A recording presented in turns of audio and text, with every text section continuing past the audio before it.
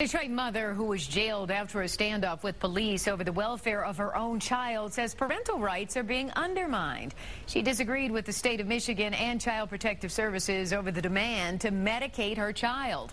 Well, tonight in a one-on-one interview to be seen only here on 7, she's telling her side of the story. Marianne Godboldo is free on personal bond and fighting to regain custody of her 13-year-old daughter, a daughter who now sits in a mental institution without the watchful and loving eye of her own mother. Instead, she's under the care of a psychiatrist. He says she's psychotic, but we don't understand because she can read, she can write, she can spell. We don't understand. She would be diagnosed with this other thing, but it doesn't make sense. This is what he tells me. Godboldo, seen here dancing during a community tribute, says this nightmare began when her child at age 11 started acting strange and was soon diagnosed with encephalitis, which caused swelling of the brain. Godboldo believes the immunizations her daughter received just before she noticed the strange behavior was to blame. She sought help at Children's Hospital, where doctors recommended further evaluation at another facility. But after more than 10 days of evaluation, they ruled, "Your daughter is psychotic. She needs medication." Reluctantly, Godboldo allowed her daughter to be put on these powerful psychotic drugs. But hallucinations and what her mother calls strange, fearful, and clingy behavior followed.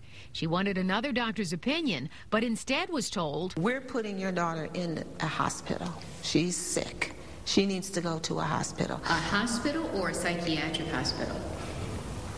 Okay. A psychiatric hospital was the last place she wanted to see her daughter, who normally loved dancing, horseback riding, and a kid she says was given a clean bill of health before the bout with encephalitis. She says 3 people threatened to take her daughter away if she didn't allow her to be admitted: a nurse, a psychiatrist, and the director of the facility. "We can petition you. We can take you to court." At that point, she wanted a second medical opinion and chose to take her daughter home.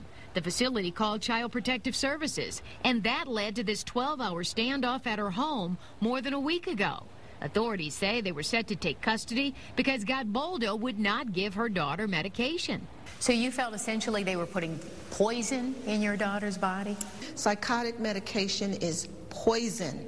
After refusing to open the door for Child Protective Services, police were called to Godboldo's home after witnesses say a shot was fired. But she refused to talk about what happened the day of the standoff.